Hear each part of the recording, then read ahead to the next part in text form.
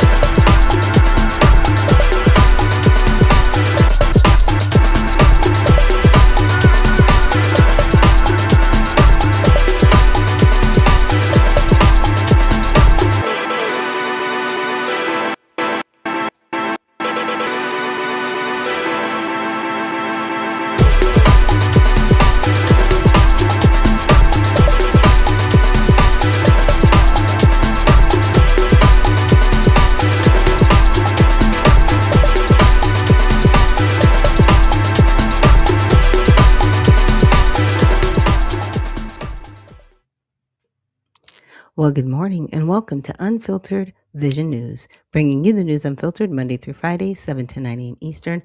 My name is Dr. Ashaki Noni Nichols, and I will be your host. Thank you so much for joining me this morning. And today is our Prayer with Friday. So happy Friday to everyone out there. And as Dr. C likes to say, happy Friday. Yay. So with that, let's get into our Kids Corner. Have you ever made a mistake and felt scared to tell the truth? That's what happened to Mia, a kind 9-year-old girl. One sunny afternoon, Mia accidentally spilled juice on her friend Alex's favorite book. She froze, unsure if she should hide it or tell him the truth. Her heart beat fast. She thought, what if Alex gets mad? But she remembered what her mom always said, honesty is the best choice. Mia took a deep breath, walked up to Alex, and showed him the book. I'm really sorry, Alex. I spilled juice on your book. Alex looked at the book, then at Mia. Instead of being angry, he smiled and said, thanks for telling me the truth. We can fix it together. Together they cleaned the book as best as they could. Mia felt lighter, knowing she had been honest and her friend still trusted her. Sometimes, telling the truth is hard, but it keeps trust strong, and real friends will always value honesty over perfection. Honesty may feel scary at first, but it builds trust and keeps friendships strong.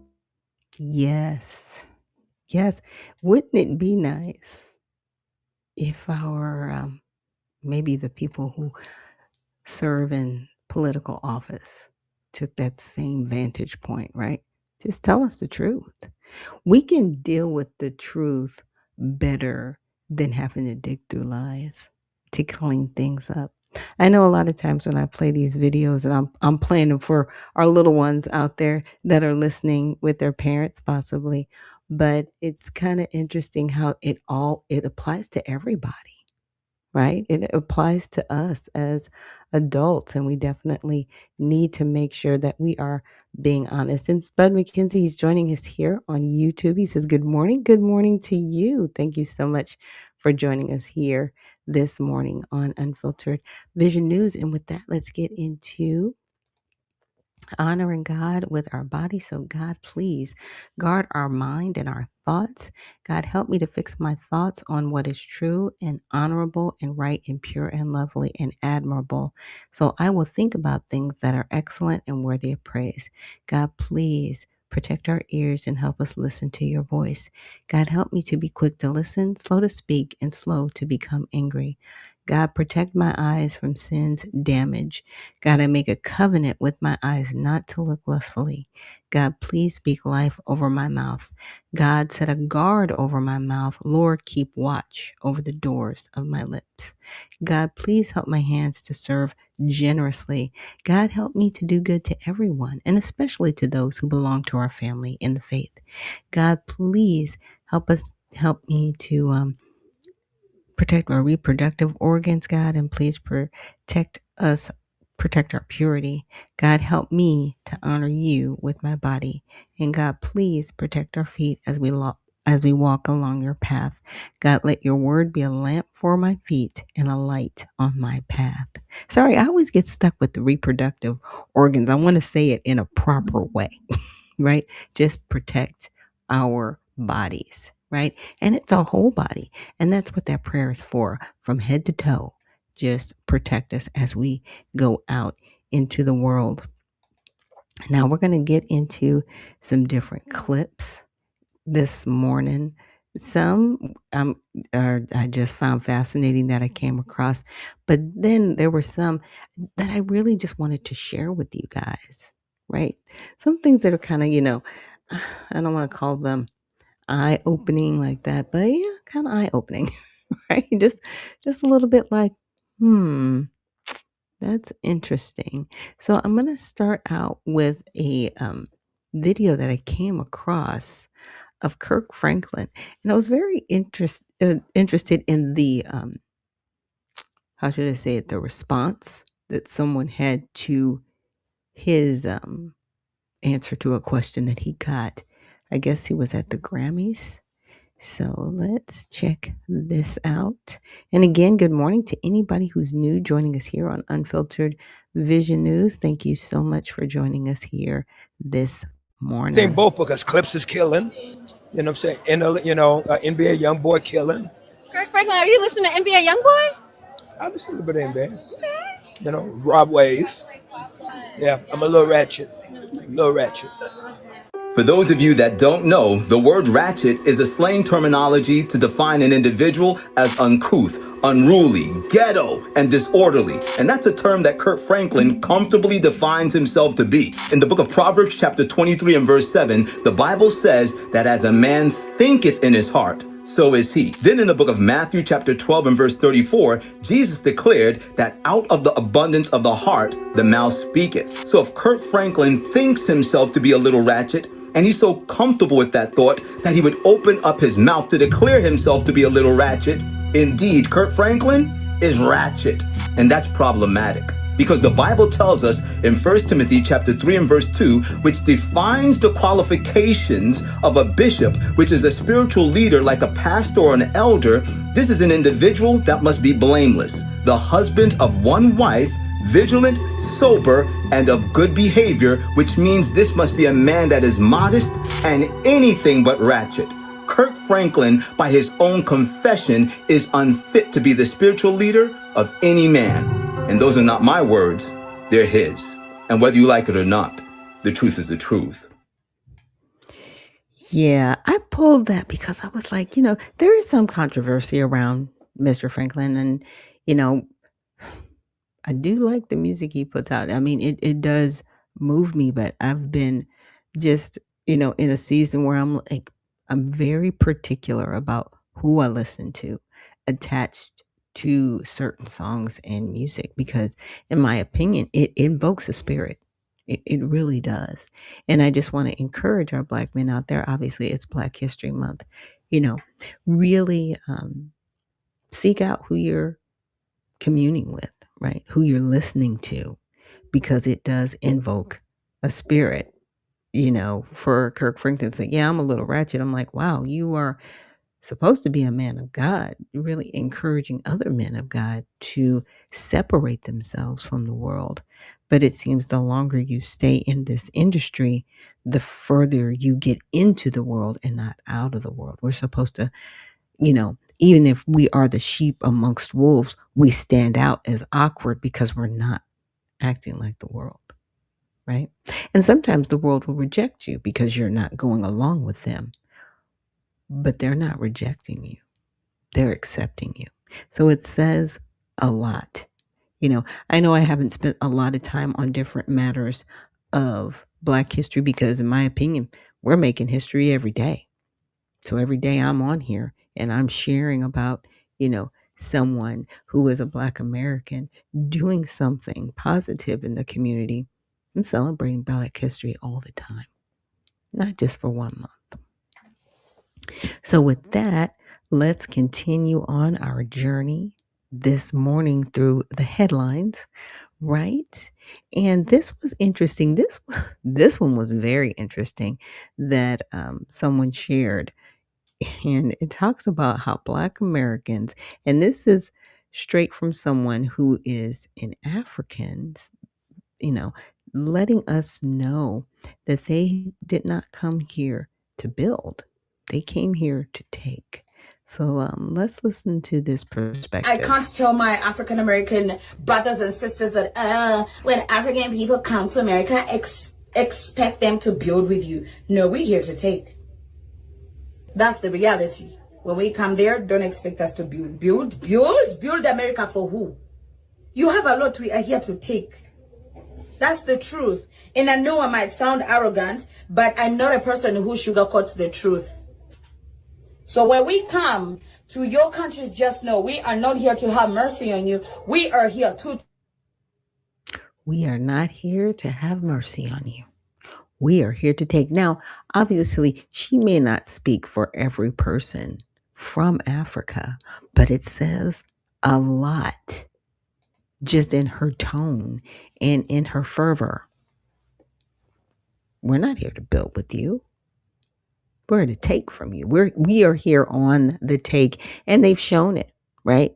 But at the same time, they're being exposed, like the nursing mill that was going on, and it was like hundreds of Nigerian nurses who had their certificates revoked because it was found out that they never actually took or passed those tests. They actually had somebody else taking the test for them so they could get the licensures to get the medical positions they're in. So when you come across somebody, you're like, why don't they know what they're doing? Hey, look, it may be somebody who just kind of got pushed on in and through and not necessarily vetted or checked. That's happening, right? And it's interesting because at the same time, they were separating themselves from us, and we're like, okay, fine, separate yourself. But then when they're like, wait a minute, you guys are closer to reparations. No, we're all Black. We're all Black. Wait, reparations to go to Africa. Wait. Again, we have to realize that there are some of these people, and I'm not saying it's everybody, but some of them, they are here to take. They are not here to build. They are not here to help us. And I think that's the bigger question where people are talking about illegal immigration and legal immigration, right? We're talking about the people coming over here on visas that stay long enough so they can apply for citizenship. We're talking about the people that are just coming over here, the bottleneck for citizenship. Like I've been saying, we need to shut this down for at least 20 years, minimum 20 years, so that there can be an adjustment in our population, in the work, and in the ethical values that we hold in this country, because there are people here that do not align with us, and we need to shut the door. Not just like, oh, we're going to close it and let some. No, shut the door and ship people home. And if you're here and you do not align with American values, you need to be deported, period. I don't care how long you've been here. I don't care if you are naturalized. If you are not here for America, you got to go. Because we're about building up this country. We're not going to allow you to come over here and then send money back over there to build up your country.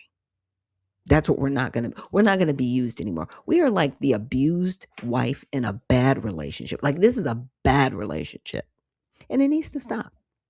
It needs to end. We're no longer going to be codependent, right?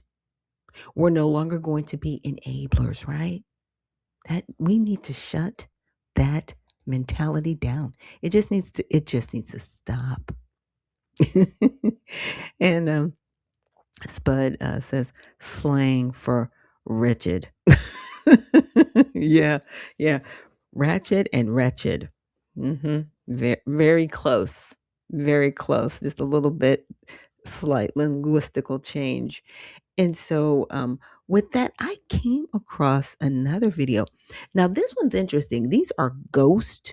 These are people who have found locations and they've paid for, I guess, the voter registration information to follow up on the addresses attached to the voter, right? To make sure, like, is there anything there? Is there a house there? Do people live there? You know what I'm saying? Like, just kind of matching things up. So let's check this out. Now, this is telling you, this is gonna like shock you just a little bit. Did I download those videos? I did not. Doggone it. They're good. They're good. I gotta download them. Let me deal with me for a moment. How should I do this? Okay, this is what we're gonna do. We're gonna take a quick commercial break so that I can download these videos because I really wanted to share this with you guys and I didn't want to pass over this. So we're going to take a quick break. And when we come back, we're going to get into these videos. So thank you again for joining me here on Unfiltered Vision News. We will see you on the other side.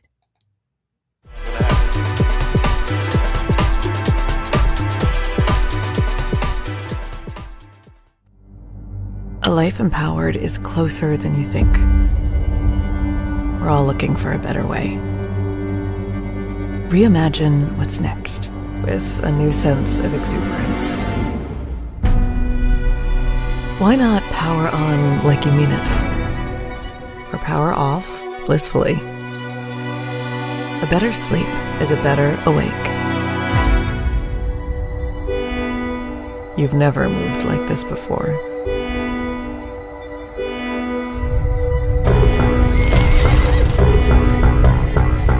The energy nature intended. Imagine reprogramming the way you look at the speed of science.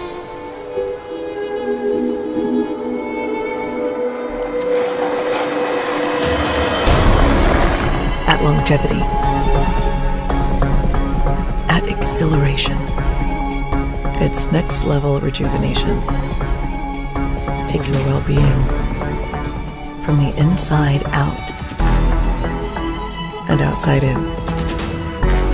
The light within is ready to ignite. Be the light. LifeWave.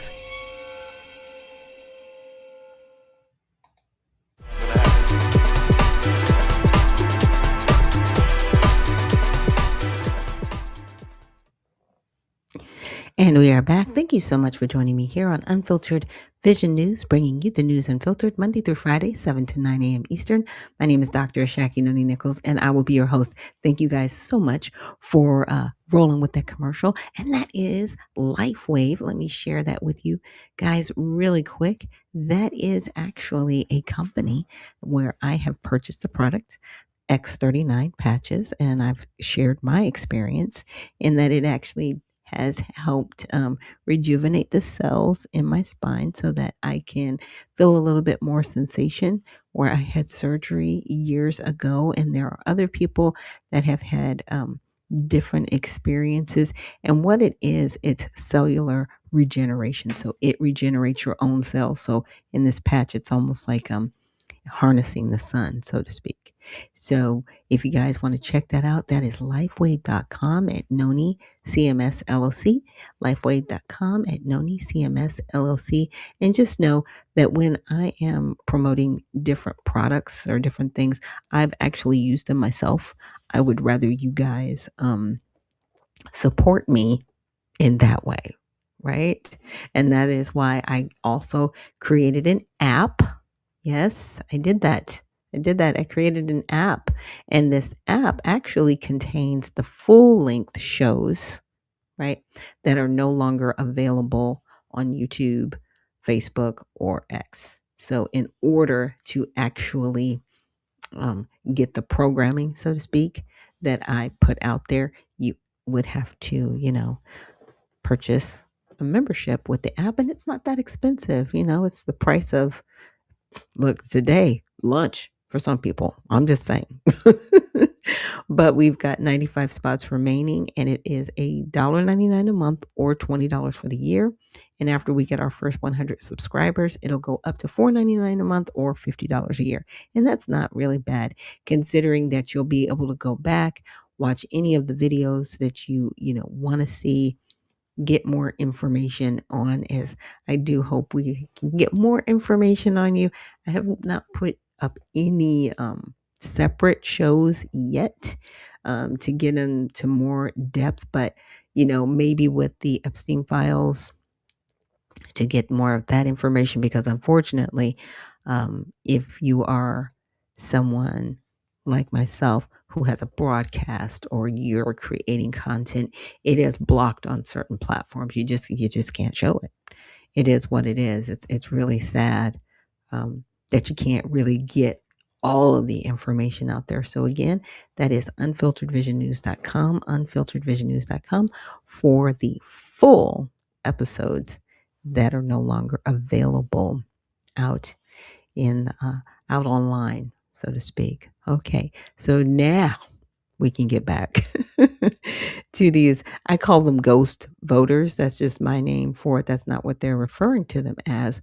But let's check out this initial video. According to Georgia voter registration rolls, in the previous election cycle, 12 people were registered to vote from 850 Oak Street Northwest. Ask yourself, does this place look like anybody who lives here? Nonetheless, 12 people who are eligible to vote. If we didn't know that this was an abandoned place, we would never be able to tell that this is actually 850 Oak Street Northwest, because as you guys can see, there's no even mailbox here, nonetheless, with a number on it. The only way that I knew that this was 850 Oak Street is by seeing it on Google Maps. And again, 12 people here in the state of Georgia, a battleground state, were registered to vote from a place like this. We just saw the incredible work in Minnesota by Nick Shirley exposing welfare fraud, but it's important to note that welfare fraud does not happen without election fraud. According to multiple affidavits from the previous election, there's over 1,000 homes like this just in Fulton County, home to Atlanta, Georgia. Now imagine if this is just one of 1,000 places where quote unquote 12 people were registered to vote, how many more places are there? We're gonna take you across all of Fulton County today, and you're gonna see it with us. Now that's interesting, right? So do you think that's part of the reason why the people at the Fulton County Election Board, do you think that's why they're kind of shaking in their boots? Do you think they're concerned that the FBI may find this, right? Because if there's people, like real humans, right, registered at an abandoned address, or are they real humans at this abandoned address? Or are you just making them up? Those, you know what I'm saying? Those are two valid questions, because obviously nobody lives there, but there are 12 people registered to vote from this address that obviously it's abandoned. Now you could say, well, if they abandoned it, maybe there were 12 people living there and then they abandoned it. Okay. Well, you're going to have to find out where those 12 people live now, right? And if they're real people. Because let's just take, bear math, as my husband likes to call it. Let's see, 12. I'm trying to find my calculator on my phone. Bear with me, guys. So 12 times 1,000. That's 12,000. So let's just say there's 1,000 houses that have 12 people apiece in it. I'm just saying. That would be 12,000 potential votes in Fulton County that would be ghost voters. And I'm calling them ghost voters because we haven't really seen if there's humans matched up, if they're even real humans, or if they're just names on a voter roll and there was just, a vote cast for them.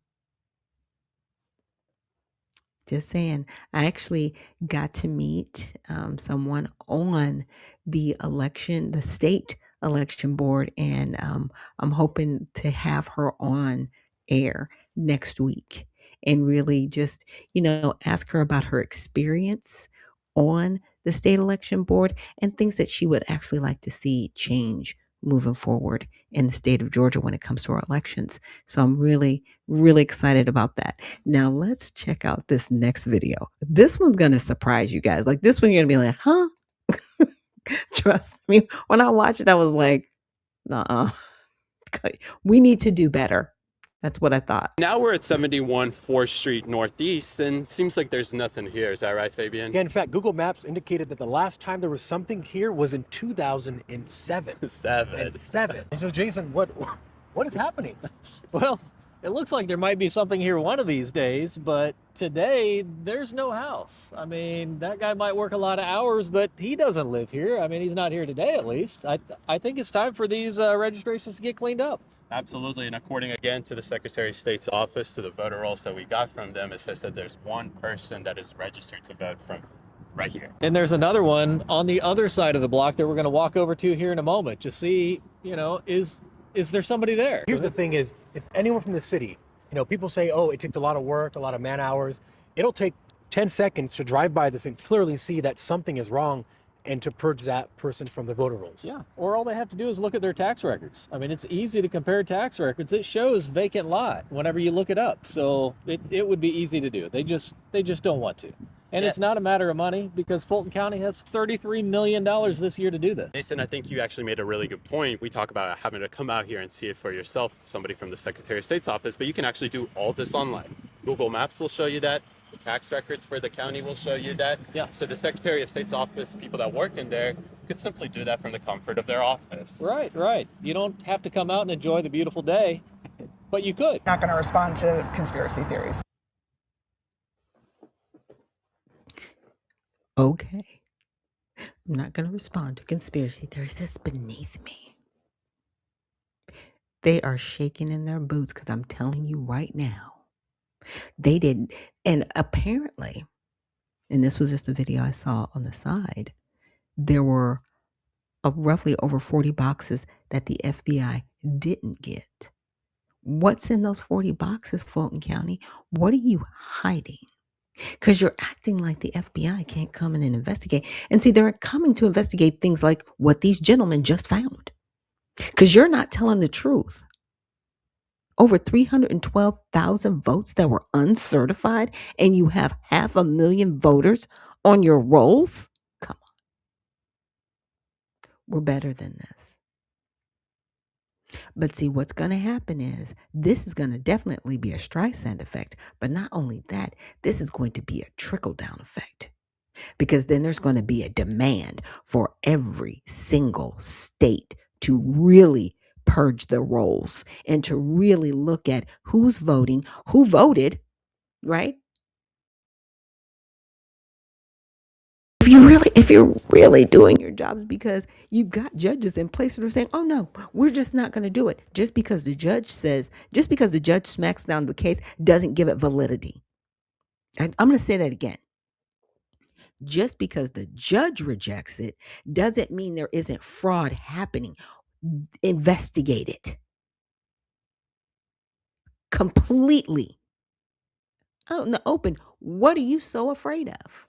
Because see, when people don't want to tell the truth, they tuck, tail, and run. They just do. They run. It's a thing. So we're going to be honest, or we're going to run? What are we doing? Just saying. We need to do better, especially when it comes to our voting rolls. We need to do better. Now I'm going to play something from Sky News. I haven't played her in a long time. She's very entertaining the way she talks about the political news. But they had some really good segments from this, so I just wanted you guys to check this out. Oh, and another thing. And I know this has kind of been back and forth. I don't know if it's confirmed, but it looks like Kamala Harris might be trying again for 2028 to run for president of the United States. We'll see. we'll see what happens. Let's check this out. Every now and then, the hard left media surprise you by putting to air something that is actually insightful, rational, and balanced. I guess even a broken clock is right twice a day, and MSNBC were right when they featured journalist Anand Giridharadas, who had this to say about the latest revelations in the Epstein files. Sets of emails. This is from Catherine Rumler, who worked as Barack Obama's White House counsel, a Democratic administration, White House counsel, lawyer representing the American presidency. Now, in the way that is normal in American life, she's the chief lawyer for Goldman Sachs. Yeah. Wow. And they're trading advice. She's getting his advice on, should I become attorney general? She's taking the advice of a convicted sex offender on should I accept Barack Obama's potential offer to be attorney general.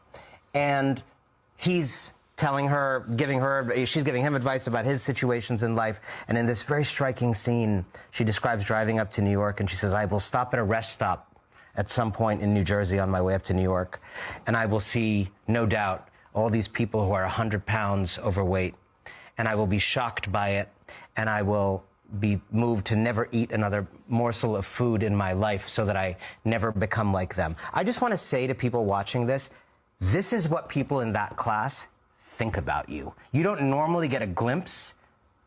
You see them on TV. You see them on their curated social media that someone else is doing for them. These emails are a glimpse of how people in this Epstein class feel about you. They feel you're a slob at a rest stop that they unfortunately have to stop at to get gas. Let's bring in Sky News contributor Kosha Gator. Kosha, that was precisely my takeaway from reading some of these emails. The utter disdain these people have for ordinary Americans, for ordinary people outside their elite circles. Yes, as you say, Rita, even a broken clock is twice right, or right twice a day. It felt like a through the looking glass moment for me, because what he was saying is what you and I and other people talk about, certainly on the right side of politics, all the time, every day, every week. And it was just really bizarre to hear them say that. I thought Mika Brzezinski's face was a little bit funny, like there was cognitive dissonance going on in her head, and she couldn't quite work out. Should she debate him? Should she accept it? And I also think it was funny because Anand, the contributor over there, is part of that same elite class that looks down on most of the rest of us. But it was interesting that he was excluding himself from it and creating this new category called the Epstein class. You could say that that's a super, super elite within the elite. And it was interesting in that it was bipartisan, sort of. He's sort of lumping them together, bipartisan folks whose names are showing up in the Epstein files. So maybe the edifice is cracking a little bit, and we're getting out of this left versus right thing, because there are offenders from both sides, certainly in those vast emails that are still being analyzed. I would argue plenty of the MSNBC hosts are also in that class. They may not be in any way connected to Jeffrey Epstein, but they also have disdain for their fellow countrymen and look down upon them as the great unwashed that they have to coexist with. Now, more on those emails in the Epstein files, which have also lifted the lid on Ghislaine Maxwell's strong ties to the Clinton Global Initiative, one of Bill Clinton's post-presidential projects. Kosha, Ghislaine Maxwell reportedly played a major role in funding and establishing the Clintons' charity.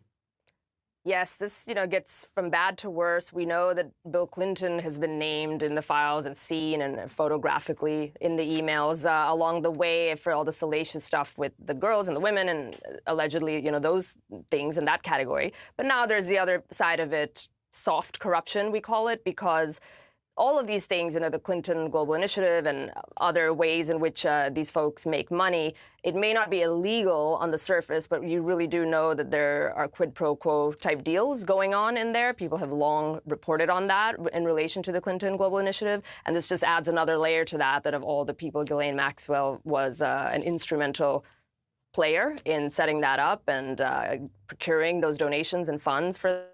Now, the Clinton Global Initiative is also attached to Haiti. So remember, like, those billions of dollars that the Clintons raised during the storms that happened in Haiti? What happened to the money? Because it surely did not go to the people. Because it's in a worse situation than it was back when that was initiated. I want to say that was like the mid to late 90s, somewhere like early 2000s, because in like closer to the mid 2000s, Wycliffe Jean, he was trying to help his people. He really did the best that he could. But why wasn't the money from the Clinton Foundation really there? And why was there a lot of supposed trafficking going on during that time? And now we're finding out that, Miss Maxwell was involved in helping them establish this foundation. They can't get away from it, and they're not going to get away with it. That's what I want you guys to know. Like, evil has a shelf life, okay? Because right now it looks like they're just getting away with everything, and they're getting all these earthly things that rot. You can't take it with you, but you can lose your soul in the process. Okay? So I want everybody out there that's like, well, why do they have all of these things? And yeah, they have things. And they have sold their soul to have these things. Pray for them. And with that, I wanted to say good morning to Sassy Lady. Thank you so much for joining us. And Beyond Skeptical, thank you so much for joining us and reposting the stream. And Sassy Lady says, is America ready for a Madam President? I think the country is ready for a woman president, a Madam President. It's just who it is, right? They put up two individuals and everybody could clearly see that they were not for the country. It's not that, because they always want to say, oh, they're misogynistic. No. The Democrats put up two failed candidates. There was somebody, Nikki Haley, running on the Republican side. She was not a candidate that people were going to get behind. She did win her state, which was good. Respect on it. And I think she won like a couple more states as well. She stayed in it as long as she could, but she did not have the respect of the people, right? Because it takes more than just being popular. You've got to have the respect of the people. Kamala didn't have it. She did not have the respect. You're out there lying. You're not a black woman. You're a Brahmin Indian. And so I hope when she runs again this time that they don't try to throw that back up in our face, because like we've already been down this road. Stop that. We already know she is not a black American. Do not throw her in our face like that again and play the gender bender game. Like, don't do that. Stop it. Let's continue. For them. So I think in the court of public opinion, it's going to be pretty hard for the Clintons to come back. They're kind of out of the main stage of politics anyway, but this is certainly not helping them. Now to another leftist media personality shocked by the names featured in the latest Epstein document dump. Here is Bill Maher, and he had this to say about some of the high-profile individuals and the emails they sent the convicted pedophile. Genghis Khan, I'm sure, did his raping and pillaging, but he wasn't a phony about it. He didn't pretend he was a good guy, I would imagine. No. Some of the people, Noam Chomsky, that was like the deal breaker for me. Noam Chomsky, Deepak Chopra did you find me a cute Israeli?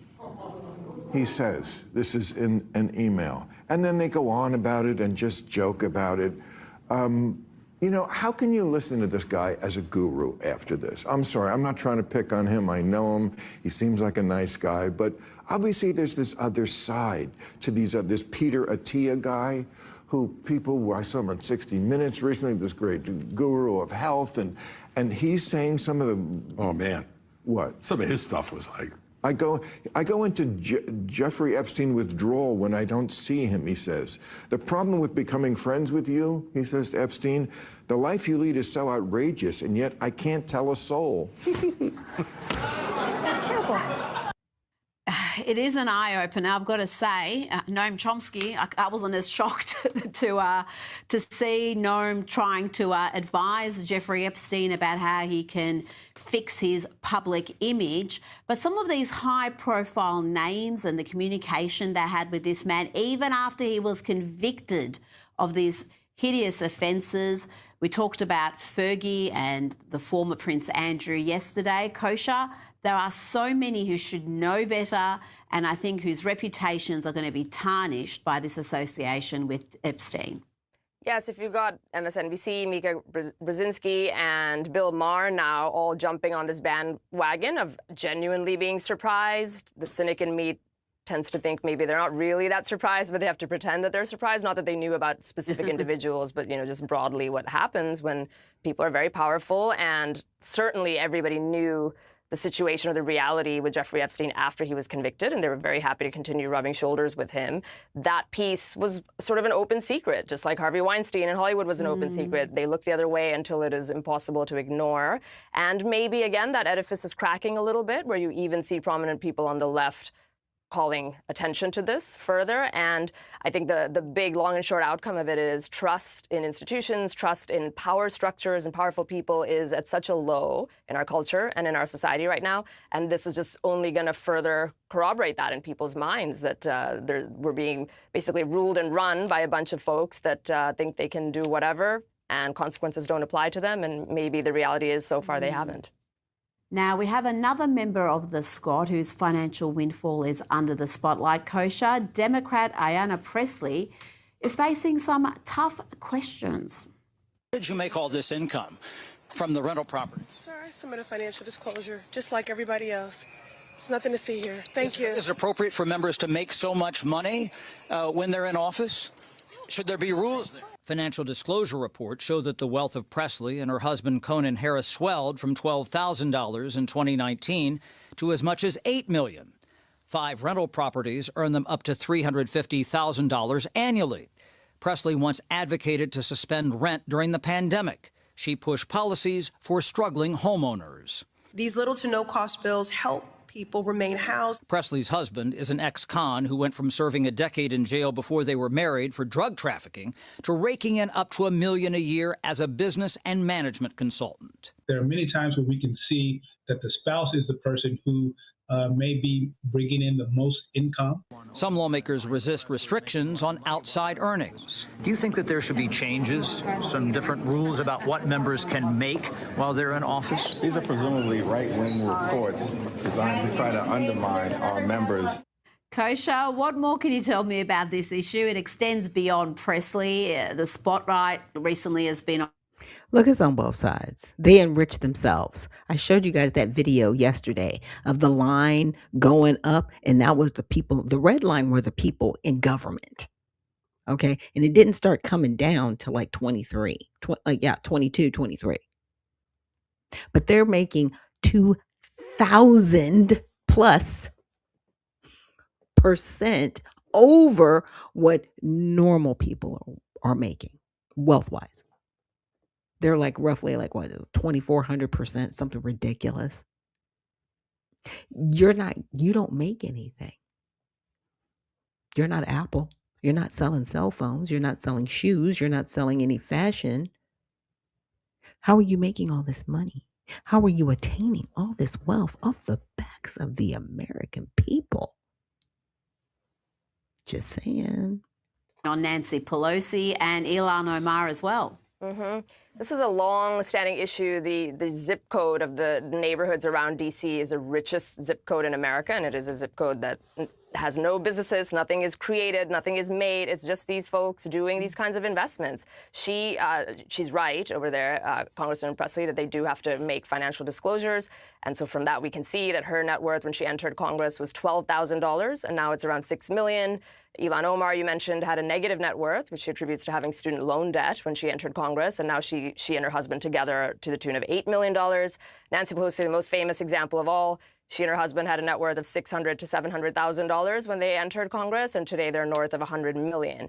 It all comes from sort of like what we touched on with the Clinton initiative, not illegal on the face illegal activity. It's just investments that they do. But really what's underneath the investment is that they're trading influence. This is what everybody understands it to be. They're trading influence for affluence. And that means that whether they're investing in wineries or startups or VC funds or real estate or stocks, it's usually a combination of those things. They just make these outsized returns which suggests that people are paying or into their companies or hiring them for consultancies or board seats or what have you, not because they have expertise or merit in that particular domain, but because they have power or they're proximate to power. Hunter Biden is another one. They're basically paying for access. She's for what she's saying in her diatribe. It's a long way around and saying these people are paying for access. Either they're going to pay the spouse to access what the representative is doing. And the thing about it is, when Hakeem Jeffries was asked a question, and it is a good question. Here's my thing. If your spouse should not be involved in any government contracting, nor any of your friends, nor anybody that you know around you. If you have a connection to anyone who has a government contract, it's a conflict of interest. One of two things needs to happen. Either the contract needs to be pulled from that person, or you need to cease to have any communications with them. Because if they're communicating with you, that's access. And let's just say somebody gets a government contract and then they decide to donate to a particular campaign for a representative. Well, they might give them a wonderful, really large donation. You're giving them that large donation so you can get access. You're not giving them money because you just are just championing what they do. No, there's a give and a take here. They're buying a vote. Because see, here's the thing with corporations. They can make bills and they can pay bills, but they cannot vote. And that's the simplest way of seeing it. Because a lot, it's like something I learned when I was in paralegal school, is that a company can act as a person, but it can't vote, which means it can make bills and it can pay bills, but it cannot vote as a person actually has a singular vote. But the influence that they are paying for with these politicians, that's what they're doing. That's how they're getting everything to side with them. So Ayanna Pressley, during COVID, she was able to enrich herself, but she was writing the legislation that allowed it. Oh, we really need to make sure that those who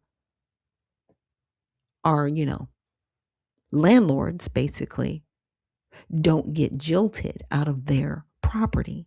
But there were a lot of people that did, right? Because they had those rent freezes, remember? People weren't paying rent, but that didn't mean that the mortgages still needed to be paid, right? And so when people went into default, who was there to just prop it up? Vanguard and BlackRock. In certain instances.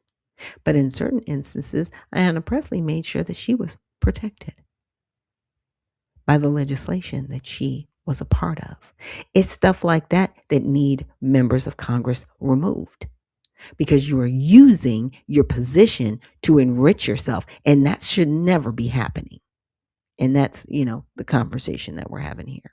One I should throw into that, getting $80,000 a month for a board seat at a Ukrainian energy company. So it's those sorts of deals happen. And as the overall cost of living goes up and wages are stagnant for the everyday American, it just further breeds that discontent with those who are ruling over us and legislating over us.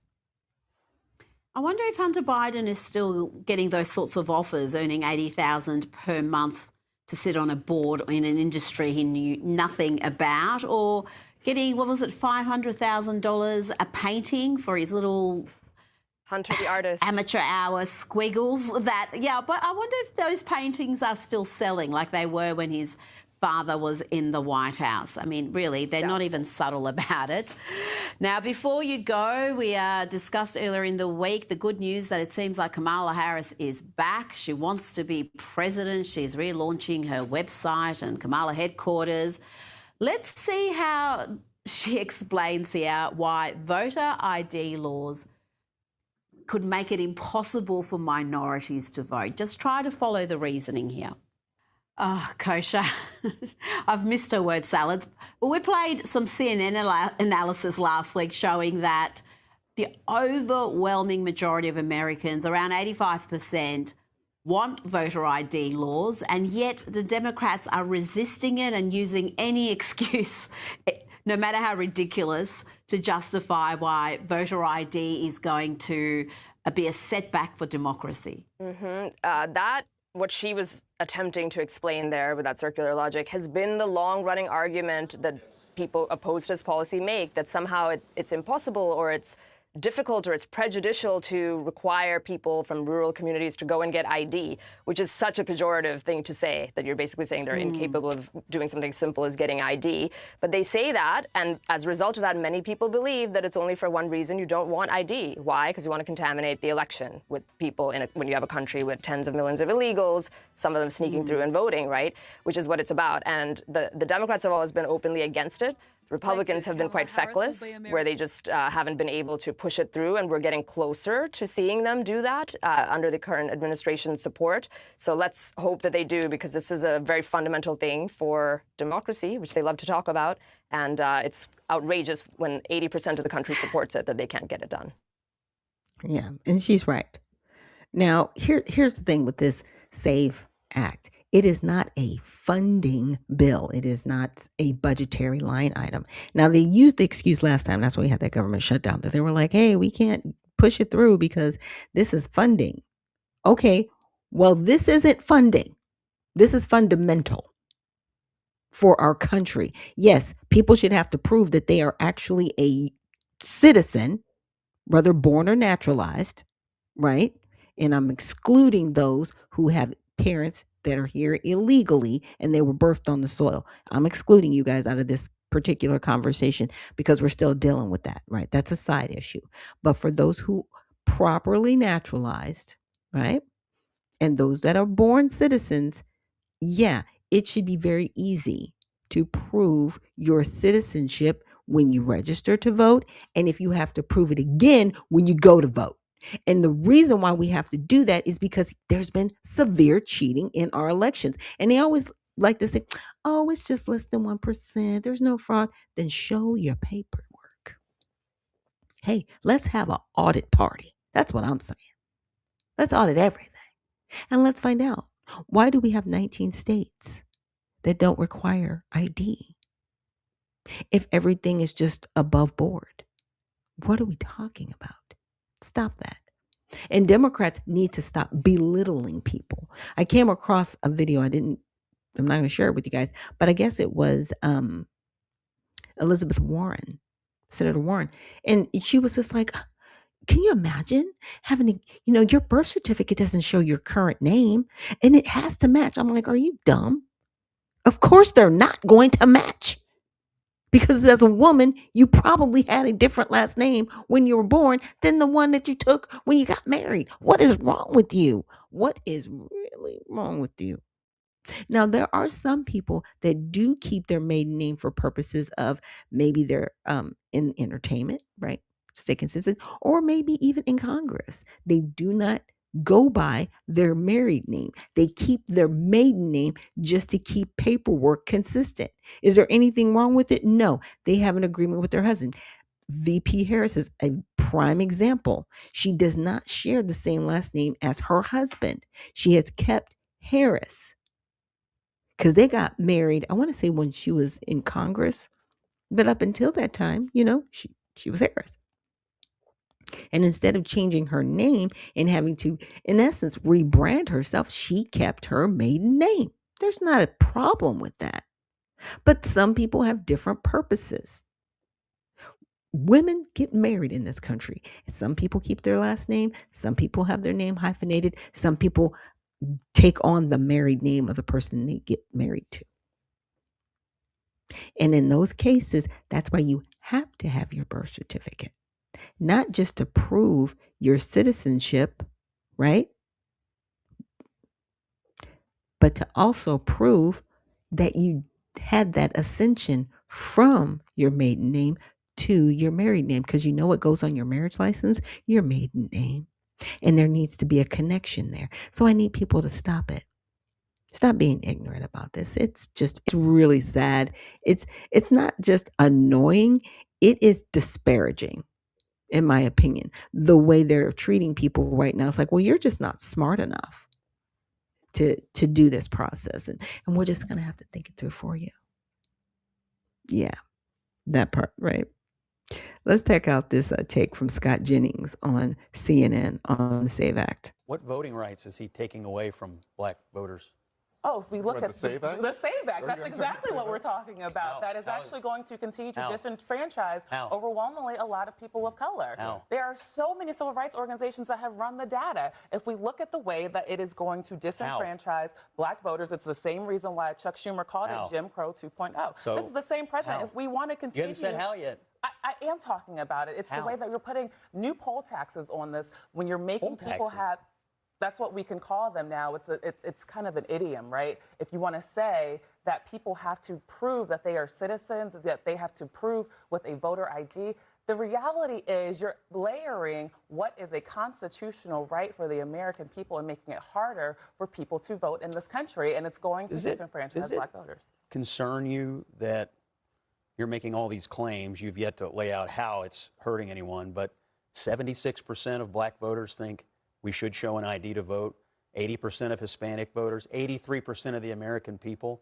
Are you saying that black voters The are SAVE too Act dumb to isn't know just, what's good for them? I the mean, it SAVE Act sounds isn't pretty, just about. it sounds pretty condescending Just to to be me. clear, the SAVE Act is not three-quarters just of black about voters IDs. That is not who want right. voter ID. Just to be clear, the SAVE Act is you're not putting just words in my about mouth. IDs. The SAVE Act is about So what? proof of citizenship. So what? So it doesn't. I actually. It also makes it very hard for married women who've changed I was just their going to last say name. we This is talked all about this young before. By the way. It's not.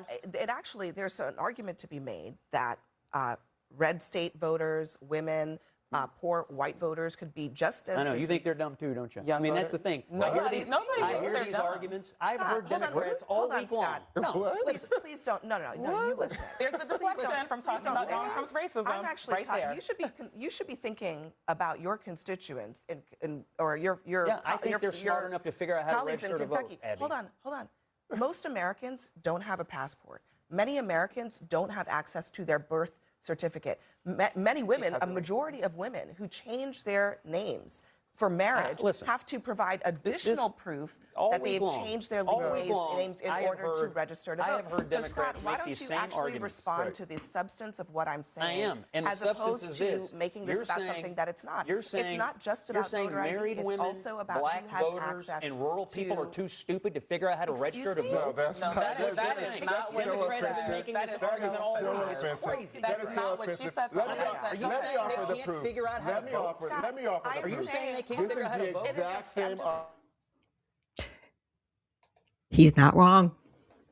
He's not wrong. You heard what Kamala Harris said in her word salad. She was like, they don't have a Kinko's. How are they going to make a copy of their ID? You can go to the library, make a copy of your ID. You can actually, take a picture with your phone. And most people have cell phones, even the basic cell phones, right? Take pictures. Take a picture with your cell phone. You can upload the file from your phone to register. And a lot of the registrations actually take place in person as well, right? You got to go. See, here's the thing about the voter ID. It's not an actual ID card. What it is, it's a requirement to solidify and say you are who you say you are.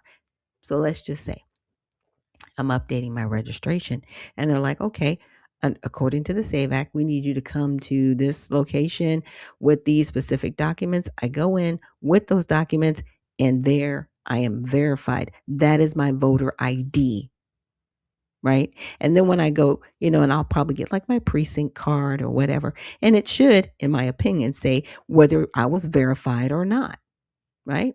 If there's a question on my verification, they might call me back. But of course, I'm going to bring my birth certificate. I'm going to bring my ID card, and I may bring my marriage license just so I have those proper documents, even though all of my paperwork matches now. My passport is in my married name. My driver's license is in my married name. But they may want to see the ascension from my birth certificate to my marriage license to my married name. I have all of those documents. You can get the documents online. You can call the registrar from where you were born. And again, it is very disparaging for the Democratic Party, just honestly. And I mean, Scott Jennings just said it. He was like, why do you think people are stupid that are voting? You just assume that people don't know how to go through this process. Now, I could see maybe like an 18 or 19-year-old kind of confused about, okay, what do I do? But when you're 30, You know exactly what to do because you got to use ID everywhere. You got to use ID to get a job. And guess what? When most people get a job and they've had a name change, they have to show their marriage license. Just saying. They do. I've had to do it. Several jobs I've taken. If you do the e-verify, you have to come up with the same documents. If you're doing an I-9, you have to come up with the same documents. It's typically a birth certificate, an ID, or driver's license to verify that you are who you say you are. What are we talking about? It's no different than the I-9 or e-verify. Because now you have to prove your citizenship in order to vote. And the people sitting on the other side that certify you, that attest by penalty of perjury, are now going to be on the hook for it. So we haven't had that conversation yet. That the person who says, okay, you are who you say you are, I'm going to sign off on this. But what if they decide, yeah, I'm just going to overlook it. I know you're not a citizen, but I'm just going to say that you are. Oh, there's going to be a whole bunch of people in jail. A whole bunch. Because you are attesting and affirming someone's actual citizenship. Like I said, we haven't even had that conversation yet, but we need to. We definitely need to have that conversation because my goodness, it's so sad because, we know you want to cheat. We know it. Just say it, right? Just say it with your whole chest. And Spud McKenzie says they get them every time with that Black support percentage, right? Just like they got Maxine choked up when provided the same data. I know, right? They're like, wait a minute, Black folks don't want this either. And why are we such a small percentage of the conversation? Oh, because we have to be the victim. That's right. That's right. You don't have proper victimhood without Black folks. I'm just saying, we are at the top of that food chain. It is a thing, and I need it to stop because we're better than this. We are truly better than this. Now I'm going to go through my ice feed, my X feed, really quick, just to go over some of the top stories of today. So let me share that with you guys, and hopefully you can see it and you'll be able to hear it. But here's the thing. So Operation Metro Surge ends in Minnesota after 4,000 arrests and clashes. Tom Homan, Trump's border czar, announced the wind down of Operation Metro Surge, which targeted fraud in the Somali community and resulted in over 4,000 arrests of undocumented immigrants labeled as public safety threats, plus the location of over 3,000 missing unaccompanied migrant children. And remember, I told you guys about the $12 billion that was set aside for unaccompanied minor aliens. Now, the operation faced fierce backlash with protests in the Twin Cities, 2 fatal shootings of U.S. citizens by officers, and businesses disruptions that drew sharp criticism from Governor Tim Walz, who called it an occupation and proposed $10 million in relief loans. Republicans praised the result for making streets safer through local sheriff cooperation, while Democrats highlighted community trauma. Hundreds of agents remain for ongoing fraud probes as debates over accountability continue. So the fraud probes aren't gone, right? We're still dealing with that part of it. But all of the protest, the let's see, they made them almost like border checks, right? They were checking people's documentation and running people's plates. They were harassing members of ICE that were going to restaurants to eat, literally harassing them, throwing things at them. Like, these people are unhinged. Okay. And I'm truly hoping that when the FBI goes back and they do a sweep and a ping of what people did in Minnesota, oh, you're going to get a knock on your door. Oh, a lot of y'all are going to be going to prison. We'll hear about it maybe a couple years. But this isn't over. Just because the ICE agents are gone, this is not over. But let's check out what Tim Walz has to say. And James Wood says, why is this menacing fraudster knucklehead still roaming free? Shouldn't he be jailed for life by now? Okay.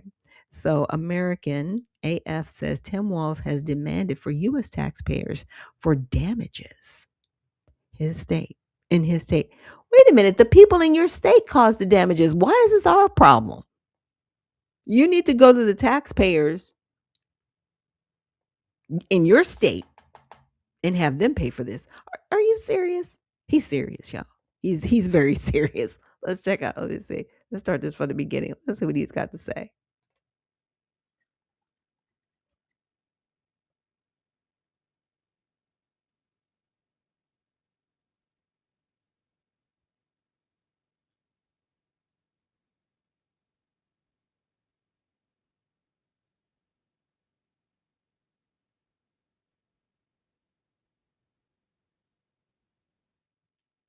Wait a minute. You don't get to break things and leave. Your people broke all of the things. Your people. And ICE had to defend themselves against your people that you encouraged to go outside. This man, look, I'm going to calm down, but my goodness. Really, sir? Really? This is everybody else's fault. This falls on my pocketbook. Okay? Your nonsense. Stop that. Stop that. Because if you make it about that, everybody's going to call for you. Okay? I don't even live in Minnesota, and I want to see you in a whole prison. A whole prison. You, Frey, Ellison, all of you. You should not be walking free. And if you continue to walk free, what's going to happen is the American people are going to, crash out a little bit, right? I was trying to see. Yeah, I wanted to pull this up. So Mr. Fry, however it's pronounced. So as CNN throws in a nice assist with a cryon reading immigration surge, you're missing a key distinction before the word immigration because it's illegal immigration, right? So Fry agrees with Walz that Minnesota deserves federal compensation after y'all have harbored illegal aliens, a violation of Title 8, Section 1324, and you impeded ICE investigations, which is a violation of Title 18, Section 111. What are we talking about? This individual. All right. Well, let's see what he's got to say.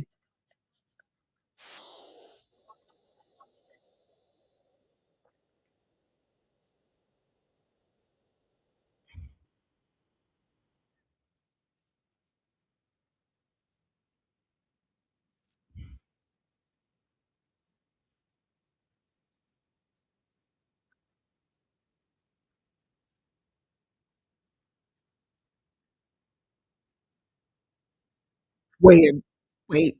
Hold on. Hold on. Hold on. We're not victims here. We know you're not. We are well aware that you are not victims. You're violators. You are agitators.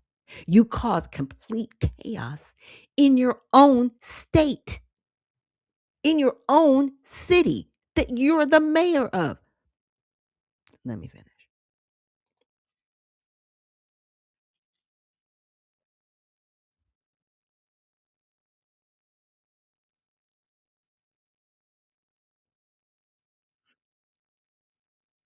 Oh, on our businesses, our economy. Oh, the businesses that have been defrauding the federal government, like the Leering Center, with millions of dollars, federal dollars at that. They're not state dollars, federal dollars for decades. Oh, you and Walls, you're about to be in prison. This is not going to go well for you. And history is not going to remember you well. It's just not going to be a thing. I would play Stephen Miller, but I don't have time. I got to get to some stuff because I got to drop a little bit early. Not that I don't appreciate all of you because you guys are so amazing, but I have an event that I'm going to be going to today. One of our state representatives is holding a breakfast.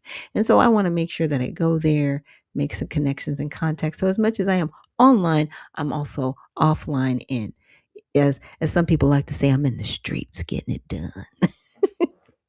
I'm really not hardcore like that. So let me not, rep it like that. I just know that, I need to be outside and I need to make sure that I'm doing right by you guys, obviously, all the time. Now, I wanted to check this out. This is an article that someone sent to me, and it was about 3D guns. Okay. So there was a child living in Cloverdale home riddled with guns. And most of these guns, I'm not sure if all of them, they were made with a 3D printer. I didn't know 3D printers were that good. So let's check out this article. It might go into a commercial, so bear with me. All right. This is a commercial. Sorry, you guys. Because it's weird. It's one of those things. Even if you cue it up, it's still going to play the commercial. It doesn't matter. They're going to force you. They're going to force advertisements down your throat. It's sad. I used to work in advertising, so I don't really pay attention to stuff. I know. It's just like, okay, lights, colors. Okay. You got two women walking together, laughing. Oh, okay, that's great. AARP. Yay. It's over. Okay. Hold on. Get some sound here. Here we go.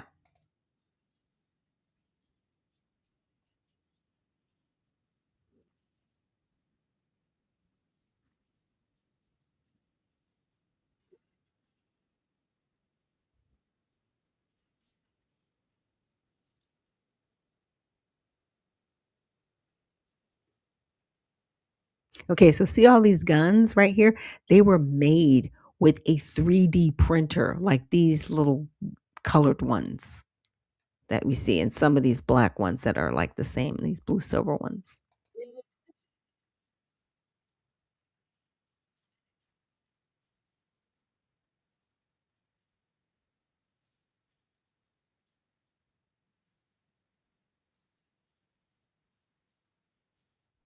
Okay. Okay. So, but the headline reads, "Child found living in Cloverdale home riddled with guns." Stop it. They were, first of all, they were 3D printed guns. That's the bigger story. Okay. Not that the child was in the home with the guns. The fact that this person, why are you making 300 guns? Like, who are these for? What are you doing? Are you selling that? Like, what is going on? So I was like, I kind of asked ChatGPT, I was like, what's going on with this 3D, excuse me, with the 3D printer? And it says, okay, I wanted to get down to the juicy part. So, federally, the U.S. allows unlicensed individuals to make firearms for personal use under the Gun Control Act of 1968, as long as they're not prohibited possessors, right? E.g., they're a felon, right? So, obviously, once you become incarcerated, you're not supposed to have a gun. Criminals are always going to have guns. I don't care. That's why I always find it cracked up when they do the whole, we need to have less guns. It's like the good people will give up their guns. The people that are criminals are not giving up their guns. They're going to keep their guns. And then they're going to turn on the people that don't have any guns. Stop it. Stop messing with the Second Amendment. Y'all just a mess. So, and the guns aren't sold or transferred without proper licensing. Right? So a lot of these things that he printed, was he licensing these guns? Like what's going on? So however, the ATF's 2022 frame or receiver rule upheld by the Supreme Court in 2025 treats DIY gun kits as unfinished frames, receivers as firearms, requiring serialization because they don't have serial numbers, right? Background checks, and licensing for commercial sales. Undetectable Firearms Act of 1988 further prohibits guns that can't be detected by metal detectors or x-ray machines, which applies to many plastic 3D printable models, which is what we saw in that article. So selling or distributing unserialized 3D printed guns is illegal nationwide. So you can't sell them. You can make them, but you can't sell them. So you can give them as gifts, but you can't sell them. Okay. But to that, if somebody even has one, they're not serialed. And you think about it, it's like, okay, how much gun control do we need? Because now that people can just make them, they can just make them. It's not illegal to make them, but it's illegal to distribute them. Okay. And functional computer code for printing them isn't always protected as free speech, right? As ruled in a 2026 appeal court decision upholding New Jersey's restrictions on such distributions. Now, California, however, imposes much stricter controls, which they do, treating ghost guns as a public safety crisis. State law requires all firearms, including those made via 3D printing, to have serial numbers issued by the Department of Justice, and unfinished frames receivers must undergo background checks. Since January 1st, 2023, anyone using a 3D printer to manufacture even one firearm must hold a state-issued manufacturer's license, and no more than 3 firearms can be made annually without it. So this person has hundreds, and they're in California, clearly violating the law, right?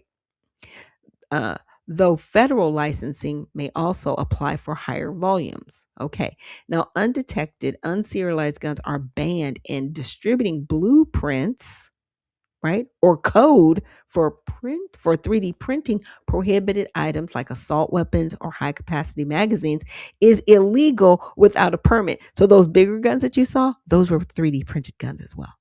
Like, it's crazy what the 3D printers can do.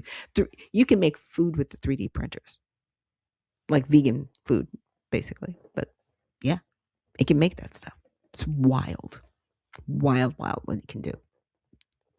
So this is evident in a landmark 2026 lawsuit by Attorney General Rob Bonta against entities like Catalog Foundation and CTRL Pew for sharing code that enables printing ghost guns and conversion devices, violating multiple state laws. California's seizure of ghost guns have skyrocketed from 26 in 2015 to over 11,000 annually since 2021.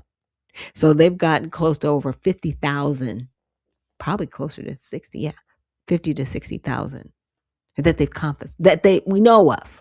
Again, I always have to put that out there, allegedly, that we know of, because we don't know. Highlighting their role in crimes where traceability is key.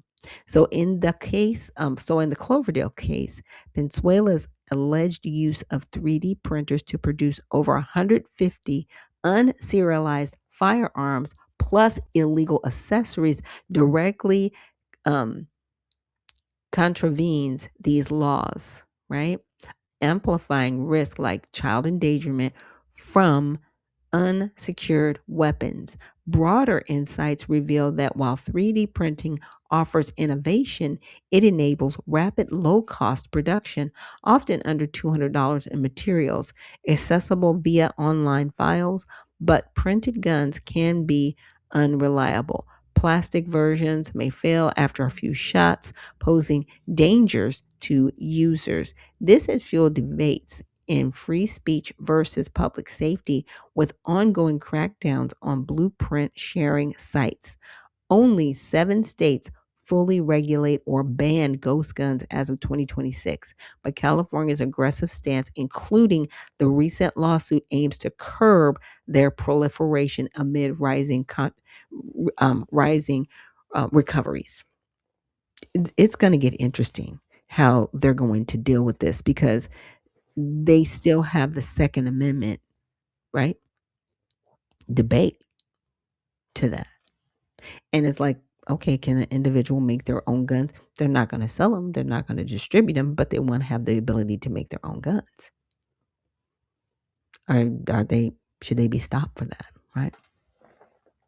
I'm just saying, you gotta have, if you're gonna have a conversation, you gotta have an entire conversation. Now, with that, we're going to check out another clip that I came across. Now, this is a different one. It's a gas station task force, and I was like, what? But yeah, roll with me on this one. Let's check this out. Hey guys, so I'm going to talk to you about the gas station task force, right? So you think that you're here getting gas. Have you recently seen all of the cameras inside of the actual machines where you're pumping gas and you're wondering, why is there a TV on, right? Okay, the TV on is because it's watching you. Okay, think about it. Gas station task force are everywhere. Gas station owners are reporting any hand-to-hand transactions, anything that looks like it could be a part of a drug deal. It's the gas station task force. The owners are reporting it, and also the cameras that have been instilled in the machines are reporting and listening to your conversation. It's going to the gas station task force, and the cops are following you out of the gas station. You're thinking you're getting pulled over for a petty traffic violation, but really you've already been reported.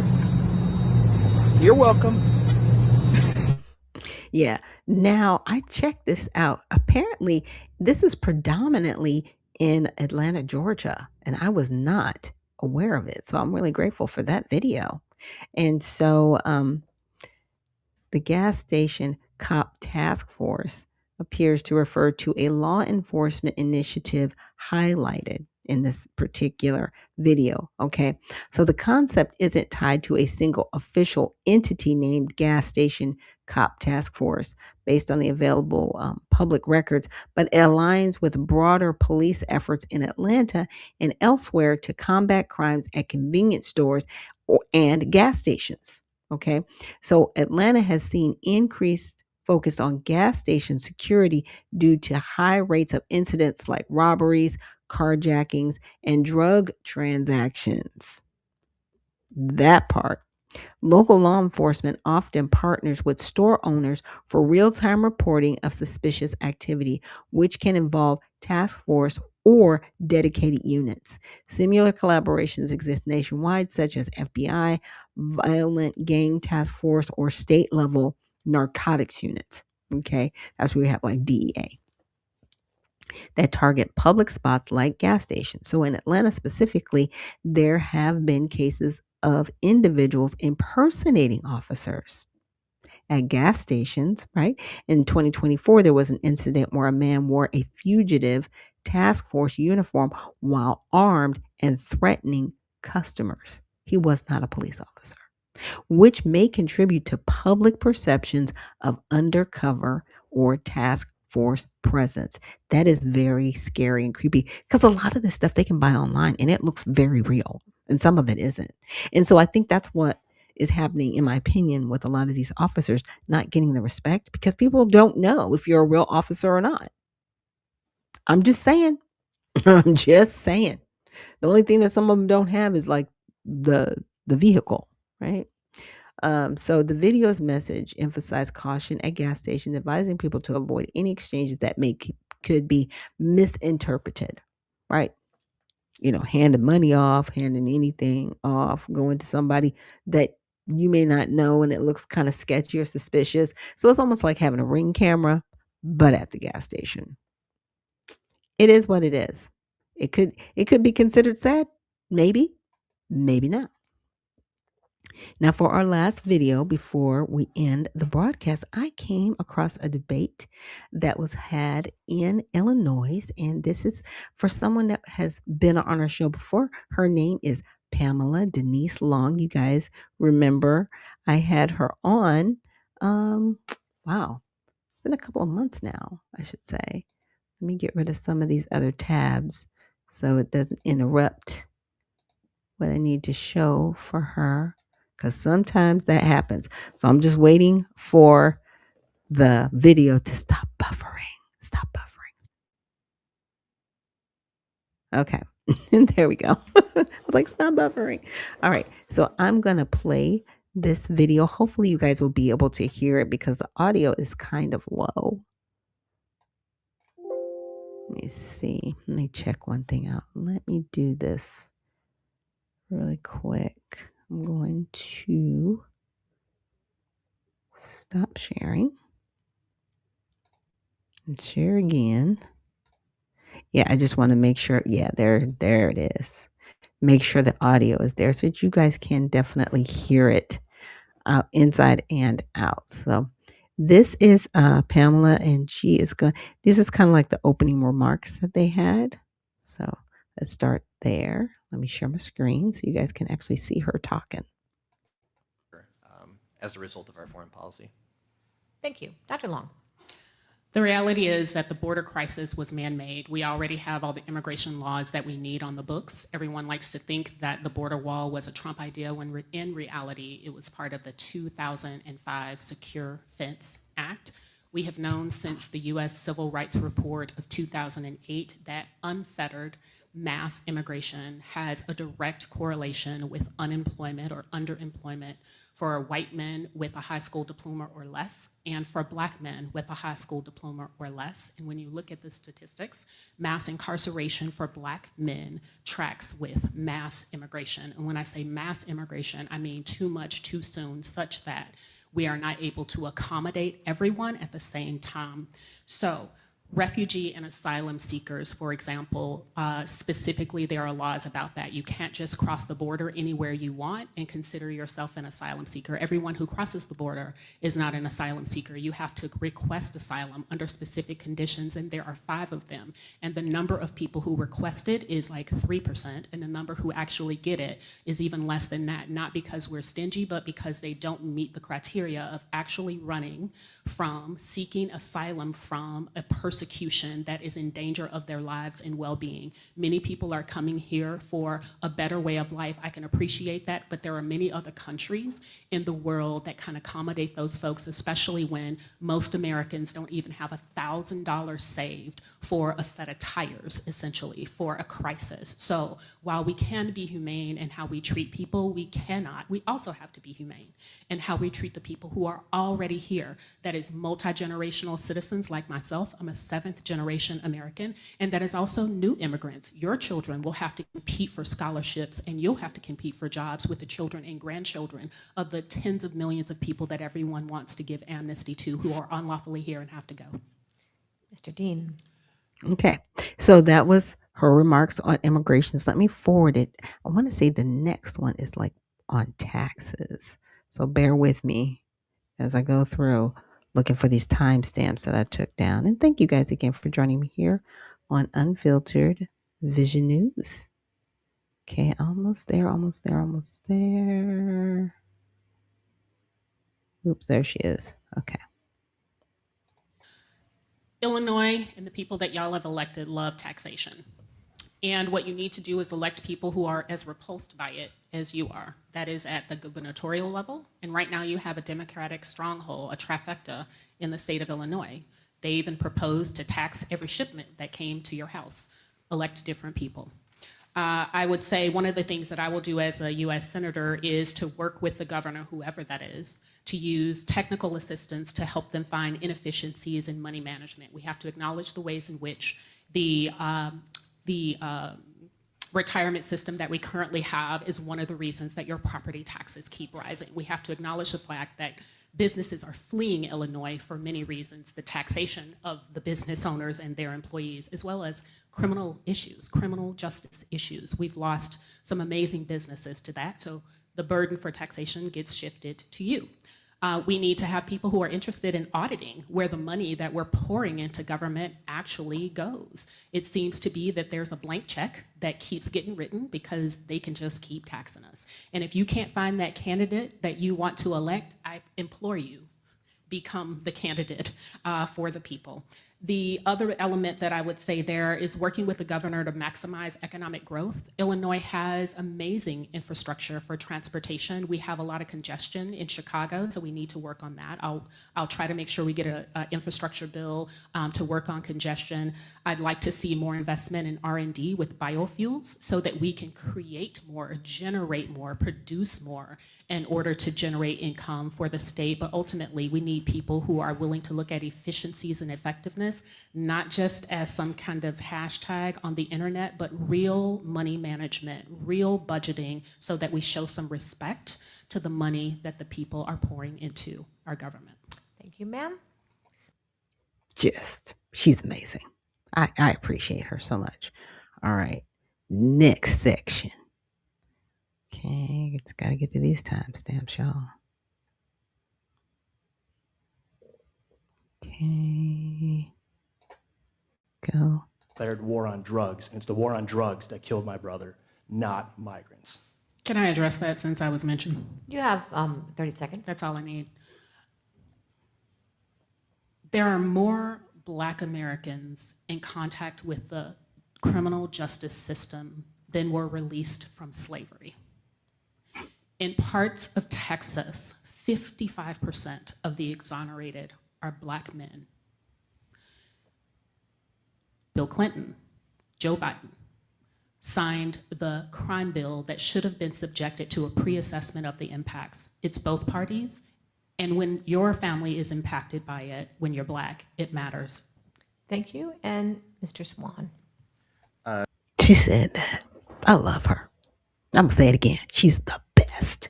Okay. So now she's going to talk about the wealth gap. So let me forward that. And, you know, I'm going to do my best I can to find and clip it the way you guys are seeing it. It's just hard for me to download it for some reason. So I think I'm going to have to put it through something like Opus and actually have it clip it for me to find where she is, but, or, you know, find a way to just download it because, you know, my downloaders, I have them, but for some reason they're just not working. There is a reason that the white middle class became the white middle class in the 1900s, and that reason is the 1924 Johnson-Reed Act, which essentially restricted mass immigration. As a result, the dollars got to flow to the people who were already here. While I don't laud the discriminatory impact of that, I do recognize that we do have finite resources. Dick Durbin championed how a mass immigration suppresses wages because basically there's a loose labor market because there are so many people that businesses don't have to compete by offering higher livable wages. We do have to tighten the labor market by decreasing both mass immigration, both legal and illegal. I will support health insurance redesign that is private, that makes your insurance policy private, portable to you, not tied to a job, where any subsidies go to you instead of billion-dollar companies that have basically become monopolies and they get to determine how much your premium is going to be. Affordable housing is an issue. I would love to see us invest in redesign, or I should say repurposing of unused and underused existing infrastructure. We have schools with 40 students. Imagine what that could look like as some condos. I could see y'all lining up for it already. The other thing that we need to do is redesign minority spending. As currently structured, anyone can fly over here today and compete with folks like me, who are multi-generational Americans, descendants of US slaves, for the set-asides that were intended for us, but we've not received. Doing so would make sure that those who are here citizens, as well as those who are legally authorized to be here, can benefit from that money so that we can be fully developed instead of having the 7 billion people in the world come to this nation and compete for us with that, compete with us for those developmental funds. Thank you, Ms. It just keeps getting better and better. Like, she's amazing. Okay. So now she's going to talk about, I think this is where she's talking about the SAVE Act, but we'll see. Let's see. Let me get there. Sorry, guys. Thank you again for joining me here and dealing with me. I'm just looking for Pamela Diddley Long and her remarks. Let me get to that. Okay.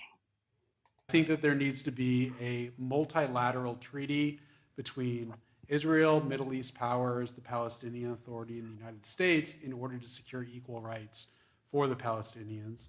I'm in favor of reinvigorating aid through USAID because that projects US soft power around the world and helps protect peace, frankly. Did he just say he's ready for?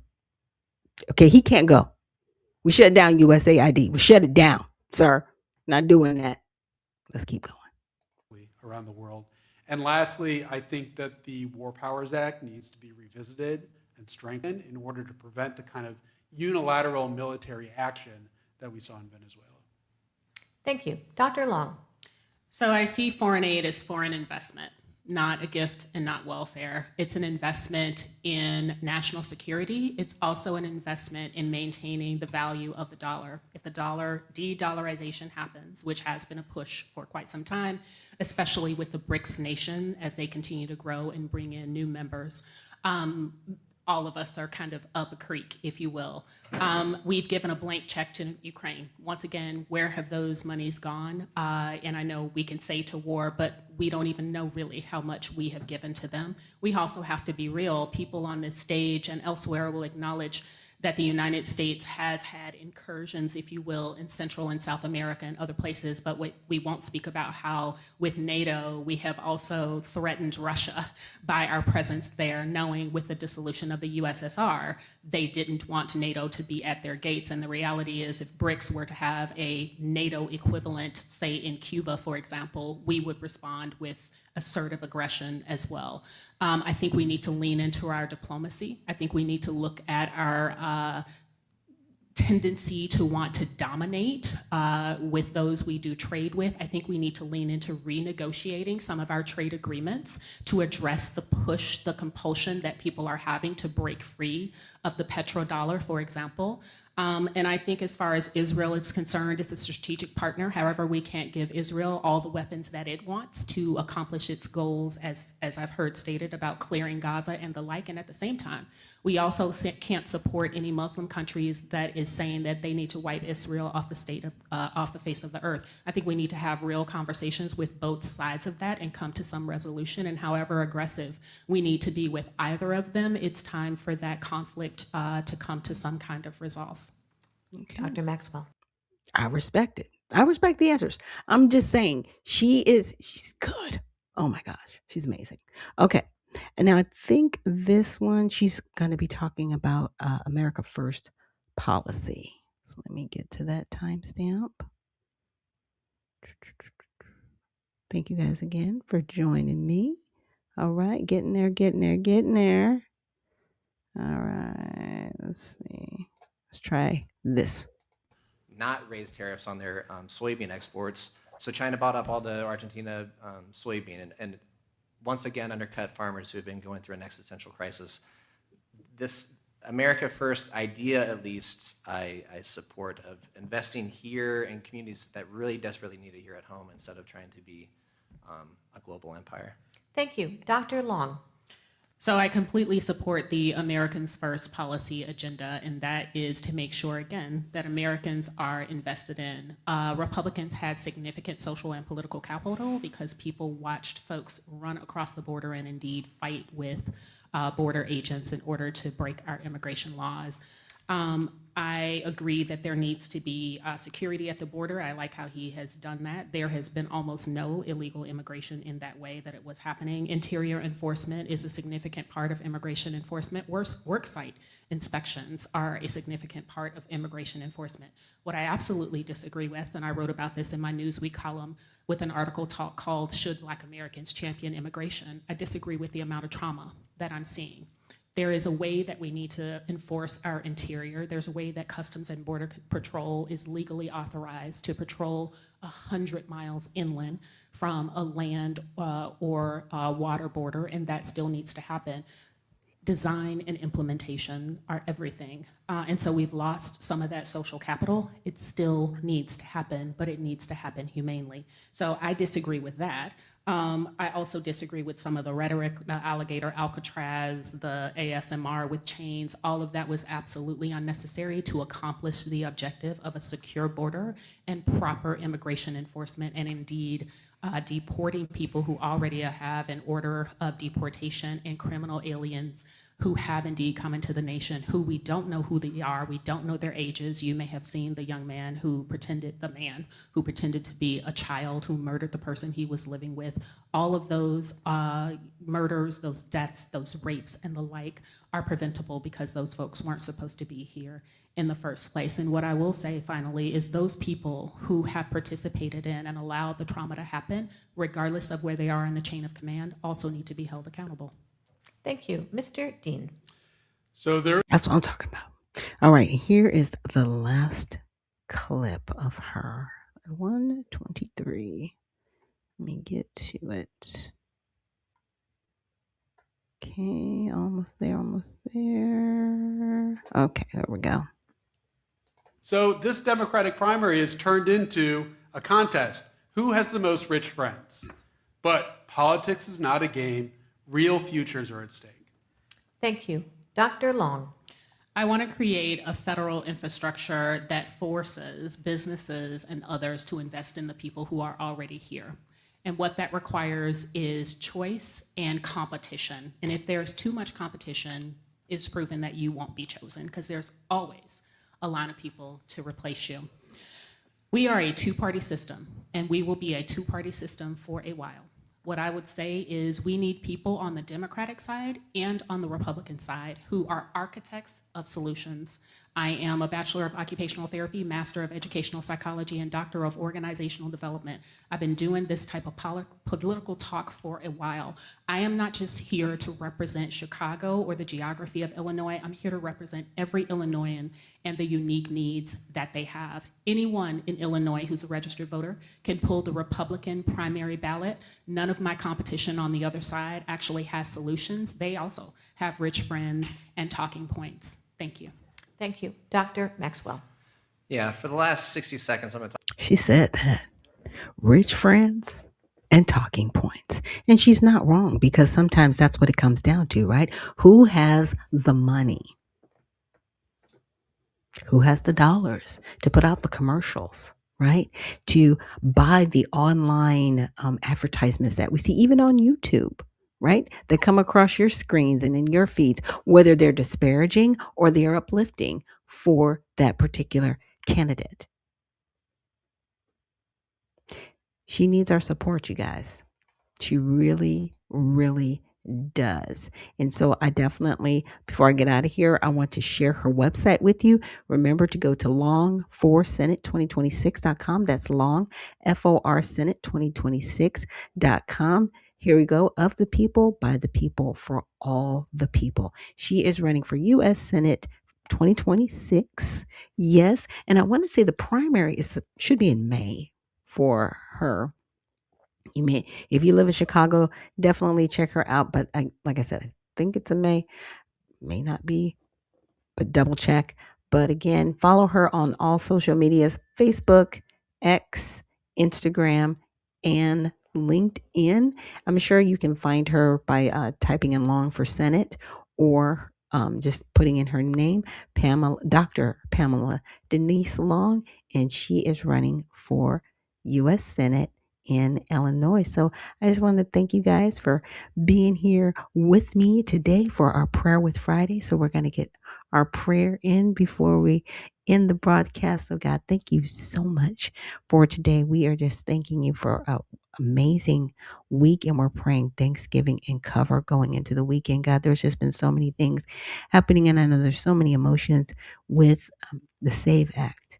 And I really do pray that there can be some bipartisan agreement to make sure that we are keeping our elections safe, Father. Thank you so much for just all of the information that you're bringing up in the files that have been found. And we are just praying that you bring those who have been brought to light, that you bring them to justice, Father, because you know what, the battle isn't ours and revenge is yours, right?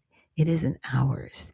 We don't have to be vengeful because you will redeem us, Father. And we're just so grateful for everything that you're doing and everything that you're going to continue to do. And please, any of the prayer requests out there, please answer all the requests from individuals, whether they are sick, whether they are doing well, Father, whether there is something they need. Please hear their cries out to you, God. And with that, we love you. We thank you. And it's in Jesus' name we pray and give thanks, God. Amen.